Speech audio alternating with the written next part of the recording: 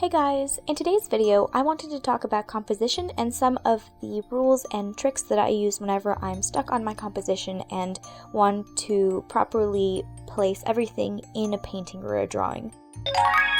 First off, I wanted to say thank you so much to SKILLSHARE for sponsoring this video, and if you don't know what SKILLSHARE is, it's an online learning community with thousands of classes in design, business, art, technology, and more.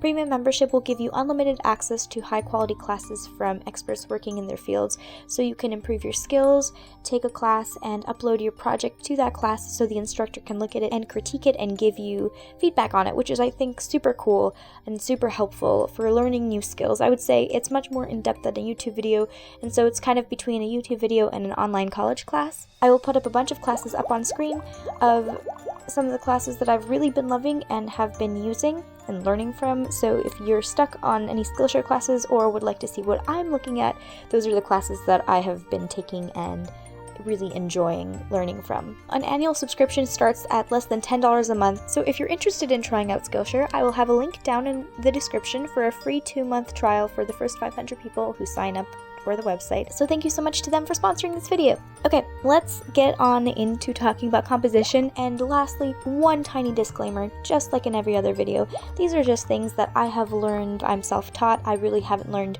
any of these in school, and some of these I don't really use, and it's just kind of like knowledge that I've learned from books or from the internet. So, take this with a grain of salt. If you don't love my advice, that's fine. This is just some of the stuff that I use and some stuff that works for me. So I'm going to be having 2 parts to this video. First, we're going to be talking about placement, and secondly, we're going to be talking about emphasis. So for the first part, I'm just going to be showing you a bunch of the different composition rules and how they've been applied in paintings, from like classical paintings and contemporary paintings, and then for the emphasis, I'm going to talk a little bit more about some other ways to use composition and different elements in your pieces to draw your eye exactly to the elements that you want to be showcasing. So the first rule I wanted to talk about was symmetry, which I think is the easiest rule to follow. You just divide the canvas into 2 equal parts and then have those 2 sides be symmetrical. This is very calm and orderly, and it's pretty simple. It sometimes can be a little bit boring. You can basically mirror both sides, or you could just have the same visual weight on both sides. So sort of like a mirrored image, we have this one painting by Benjamin Björklund, if I said that right. There's also the painting by Edgar Maxence. I'm bad with names, I'm so sorry. These 2 paintings are kind of very symmetrical, kind of spliced down the middle. Even this painting by Frida Kahlo.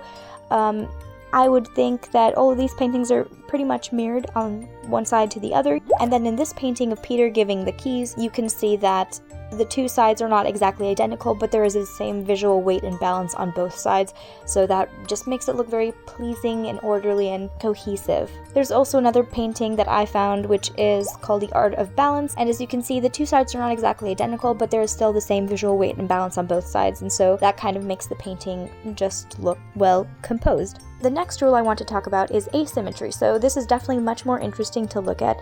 This can cause tension if not used properly, quote-unquote, or if you just want to use it quote-unquote improperly. So this has to be used with a little bit more thought put into it. So the difference between symmetry and asymmetry, as you can see on this tiny little graph here, and when you have symmetry, there's equal visual weight on both sides, but when you have sort of asymmetrical balance, there is going to be something very heavy on one side and then a bunch of smaller elements on the other side that do still balance out the one side that is heavier in weight. So to give you some examples, I'm going to be showing Starry Night, which is a very famous painting. As you can see, there's the cypress trees on the one left side, and even though the composition is asymmetrical and this one big tall figure is on the left side, it's balanced out by the swirling clouds and the lighter moon and the stars. All of that detail in the sky that's more concentrated on this side gives the whole painting still a balance, and it looks calm. Same with this illustration by Noelle Stevenson.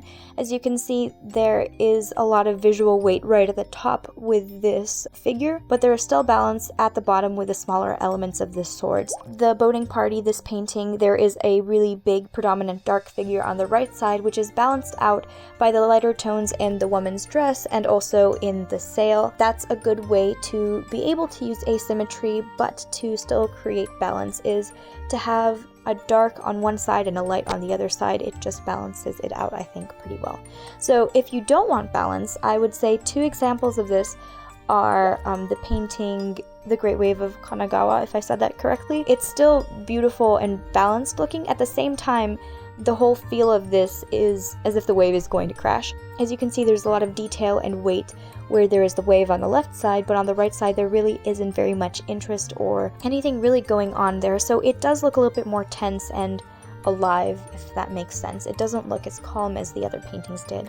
And then another example would be this painting by Melt Kobayashi, if I said that correctly. Probably didn't, but as you can see, this figure is predominantly on the left side, and there is not really anything on the right side balancing that out. There are the pillows, but I don't think that really balances out the figure since there's so much interest and lightness in her face. There isn't really anything that contrasts on the right side of the painting. So this painting looks a little bit more tense, I would say, and I think it works to the painting's advantage. It makes it much more interesting. It's, I think, a very good use of not following this rule. Does that make sense? It's just something that you have to keep in mind whenever you are painting. Do you want it to be more cohesive, or do you want it to look more tense? And so if you want it to look cohesive, then have the balance of the elements and the visual weight, and if you don't want it, just have the visual weight only on one section of the image and nowhere else. The next rule I want to talk about is the rule of thirds, which I think is the rule I use the most in my pieces when I think about composition. I don't often make a conscious effort to think about composition for pieces unless it's a bigger piece, and when it is, I definitely use the rule of thirds the most. I just think it's very easy and visually pleasing. And so this says that you place the focal point on a third. It's very pleasing to look at and it is balanced. So here are some examples. So to use the painting of the Great Wave again, you can see that the wave and the focal point and the most detail is definitely in those thirds. Isn't that amazing? I just think it's pretty incredible. The top of the wave is sort of in the 1/3 section, the mountain is in the bottom 2/3 section, the other wave is in the bottom 1/3 section. Does that make sense? So it's just compositionally placed on the thirds all the way around, and it looks extremely visually pleasing and just pretty. I like it. I think it's a pretty successful piece, if I do say so myself. Another example would be this painting by JMW Turner. As you can see, the boats are placed on the lower thirds, and the horizon line is just right under that lower third. So the whole composition of this piece is extremely visually pleasing, I think. Another example would be this painting called Embodiment. As you can see, when you follow the rule of thirds, I would say that the focal point should be on one of those lines or cross sections. And so in this painting, her eye is right on the bottom, 2/3 line right there. I think it looks really cool and that it works very effectively for this piece. And then lastly, have another example by Evan Kagel. I just think this painting is really cool, and his face is on that 1/3 line right at the top. So just in general, it's kind of like a base guide. I could also talk about radial composition, but I never use that, and if you have a similar painting style to me, which is probably why I came here, you're probably not going to use it, so I'm not going to talk about it. The last rule I want to talk about is the golden mean, which is symbolic. I'm just going to talk about it because I guess it's a big deal and it's beautiful, but I never used it, just so you know. This is definitely much more complex. It's the most pleasing composition rule. I don't know, it's scientifically proven, and it has been used in classical artworks and seen in nature.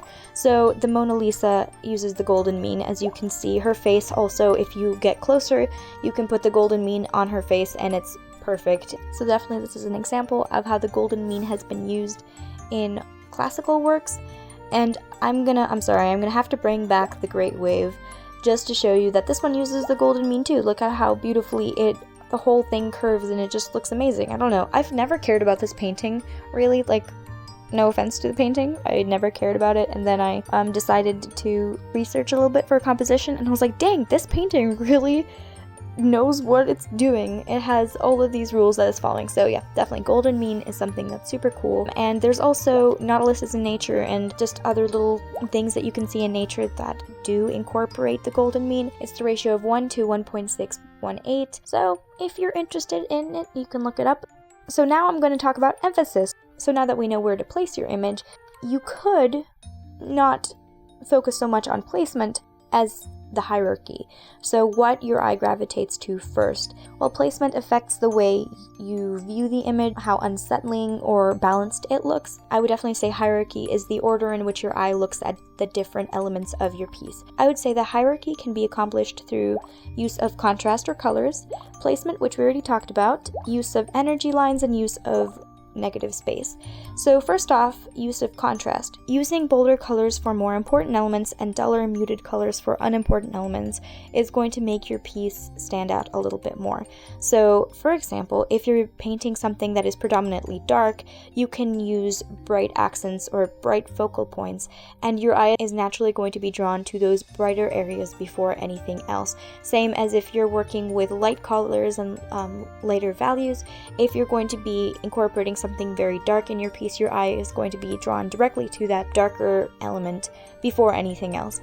For contrast, as you can see in this one illustration by Samantha Mash, I really like the fact that the background is very dark and then the figure is light, so your eye immediately is drawn to the bigger light figure in the piece. Also the red that pops up and also draws in your eye. Another example of this color and contrast would be this painting of the Duke of Gloucester and Lady Anne. The very first thing that really pops off this painting would be his red garments as well as her white face that pop up from out of the darker background. As you can see, some of the faces in the background of the children are much lighter, and they also stand out more than, some of the faces in the crowd that are more muted and duller and darker. So in this example, you would use bright colors and lighter colors to create emphasis. If you had a painting that was predominantly white, you might want to use something that is a little bit darker in contrast. Next, I wanted to talk about use of negative space. So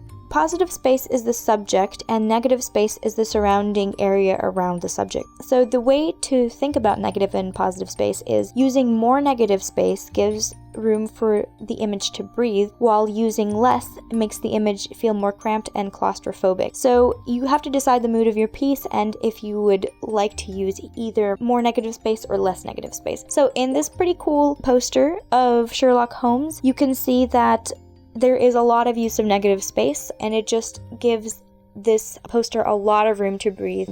As you can see, the smoke and the pipe are the positive space, and then the red around it is the negative space. There's a bunch of negative space. It gives the image and the poster a lot of room to breathe, and it's pretty cool and calming to look at. Lastly, I wanted to talk about energy lines. So when drawing your thumbnails, consider the curves of action taking place. So this will help you know how the eye will follow the subject, and having good energy lines also ensures that you don't have too many conflicting elements and that your composition is balanced and calm. You can see in his studies of this dancer that there are very clear gesture lines and S-curves and energy lines, and the whole motion of this dancer and the sketches is based around one big continuous swooping line.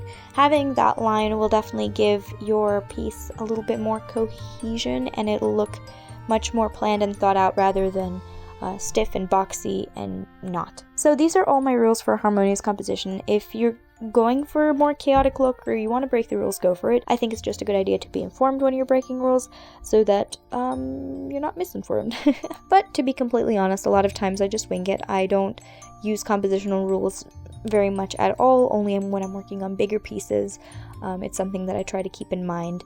If you like this video, please give me a thumbs up, and if you want to see more, you can subscribe to my channel, and if you don't want to miss my uploads, since I don't have an extremely regular upload schedule anymore, you can just hit the notification bell to be notified whenever I upload something new. You can also follow me on my social medias because I post there much more often than on YouTube, and I also have a Patreon where I have just recently kind of updated my rewards, and now I am offering monthly stickers.